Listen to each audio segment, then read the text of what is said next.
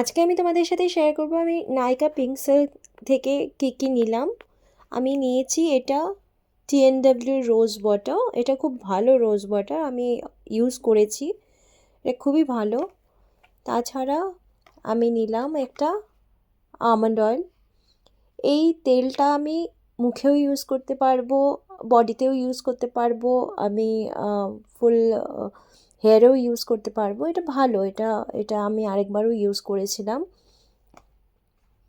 তাছাড়া আমি নিয়েছি ক্যাফেনের এই body lotion, perfume body lotion. এটা খুব মানে আজকাল খুব ভাইরাল হচ্ছে, এটার অনেকগুলো ফ্লেভার আছে। তো আমি এটা নিলাম, দেখি কেমন। আমি ইউজ করিনি কখনো, আমি ইউজ করে তোমাদের অবশ্যই রিভিউ দেব। তারপর শীতকাল যেহেতু আর আমি থাকি দিল্লিতে, তো আমার ফাটা পায়ের সমস্যা আছে, সেই জন্য আমি এটা নিলাম ক্র্যাকড হিলসের জন্য। জানি না কেমন হবে, কিন্তু এই কোম্পানির আমি বডি লোশন ইউজ করেছি, এটা খুব ভালো বডি লোশন। তাই আমি এটার এই ক্র্যাক ফুট ক্রিমটা নিলাম, আমি ইউজ করে অবশ্যই রিভিউ দেব। তারপর আমি নিয়েছি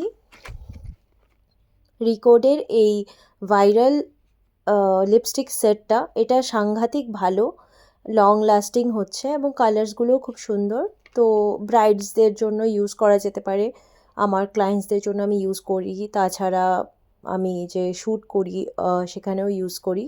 তো আমি এটা ইউজ করলাম, মানে এটা কিনলাম। শপারেলের দুটো শেড আমি নিয়েছি। শপারেলের এই মিরাকল স্কিন লিকুইড ফাউন্ডেশনটা খুব ভালো, আমি এটার খুব রিভিউ দেখেছি, সেই জন্য আমি ভাবলাম যে আমার আপকামিং ব্রাইডস অথবা পার্টি মেকআপসের জন্য আমি এটা নিতে পারি।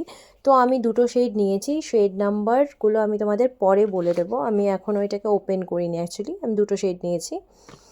আর নিয়েছি রেনে কসমেটিক্সের এই লিপ লাইনারের সেট। এখানে 12 লিপ লাইনার্স আছে।